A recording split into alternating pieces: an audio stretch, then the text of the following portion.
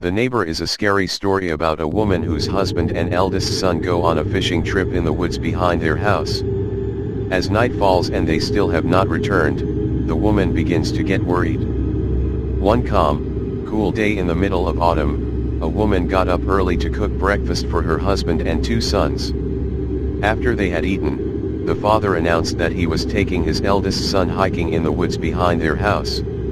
They also planned to do some fishing in the river that flowed through the heart of the dense forest. The youngest boy wanted to go too, but his father said he was too young to accompany them. Instead, he told him he would have to stay behind and help his mother in the kitchen. The boy was very disappointed, but he obeyed his father and did not complain. The young boy stood with his mother at the back door as they watched the father and eldest son set off on their trip, carrying their fishing gear on their shoulders.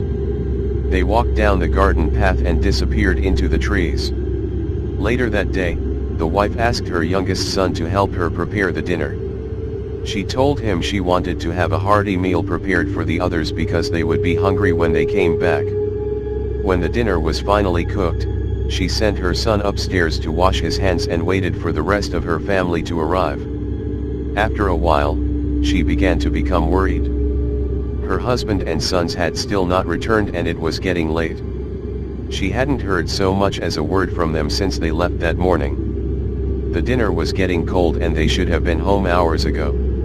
After waiting for another hour, the woman decided to go out and look for them. She went next door and asked her neighbor to take care of the house while she was gone and look after her youngest son. The man who lived next door smiled and told her that he would be happy to help her out.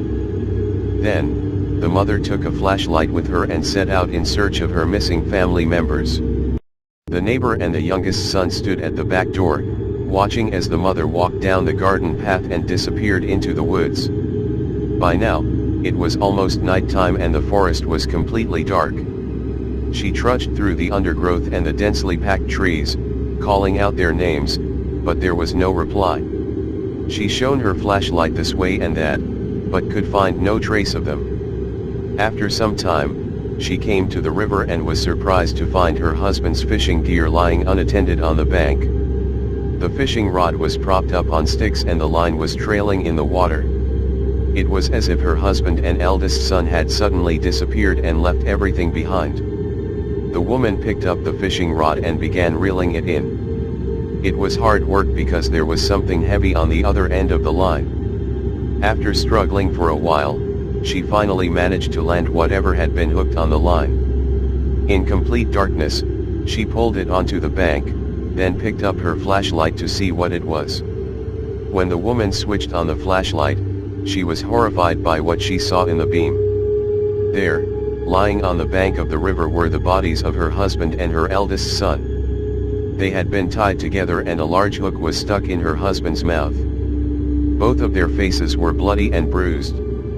It was obvious that they had been murdered. Their bodies had been sliced with a knife. It was a horrible sight and the woman almost collapsed from the shock. Frightened out of her wits, the poor mother realized that whoever had killed her husband and son was probably still on the loose in the woods. She ran frantically through the forest, crashing through the trees and branches, not daring to stop for a second, until she reached the safety of her house. As she ran up the garden path, she saw her youngest son peering out of the upstairs window. He stared at her, his eyes wide open and his face pale and frightened. She pounded on the back door with her fists and eventually, her neighbor opened it and greeted her with surprise. The woman rushed into the kitchen and fell to her knees, exhausted. Trying to catch her breath, she told her neighbor how she had discovered the dead bodies of her husband and eldest son in the woods.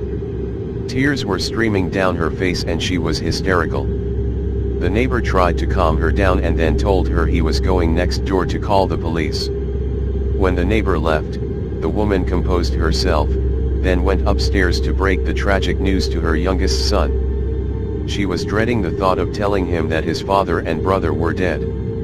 When the woman opened her son's bedroom door, she screamed in horror at the terrible scene she found. There, on the bed, surrounded by a pool of blood, lay her son's decapitated body. There was a blood-stained knife on the pillow. His severed head sat on the window sill, staring out the window with sightless eyes. The devastated woman called the police, but when they arrived, they found that the house next door was deserted and the neighbor was long gone. For days, they searched the woods but they never found any trace of him.